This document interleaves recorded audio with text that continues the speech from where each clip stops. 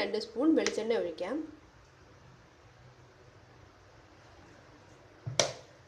വെളിച്ചെണ്ണ ചൂടായി വരികയാണ്. ഇതിലേക്ക് നമുക്ക് ജീരകം ഇടുക. ജീരകം മൂത്ത് വരുമ്പോഴത്തേക്ക് നമുക്ക് ഉരുളക്കിഴങ്ങ്, പർവൽ കട്ട് ചെയ്തിരിക്കുന്നത് ഇത് ഇട്ട് ഇളക്കാം.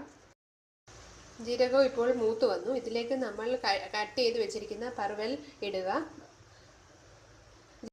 ജീരകം ഇപ്പോൾ മൂത്ത് വന്നു. ഇതിലേക്ക് നമ്മൾ കഴുകി വെച്ചിരിക്കുന്ന പൊട്ടാറ്റോവും പർവലും ഇടുക. ജീരകം നന്നായിട്ട് പൊട്ടി വന്നതിന് ശേഷം നമ്മൾ കട്ട് ചെയ്ത് വെച്ചിരുന്ന ഉരുളക്കിഴങ്ങും പർവലും ചീനച്ചട്ടിയിലേക്ക് ഇടുക. ഇട്ട് മുളക് പൊടി, മഞ്ഞൾപ്പൊടി, ഉപ്പ് എന്നിവ ഇട്ട് ശരിക്ക് ഇളക്കുക.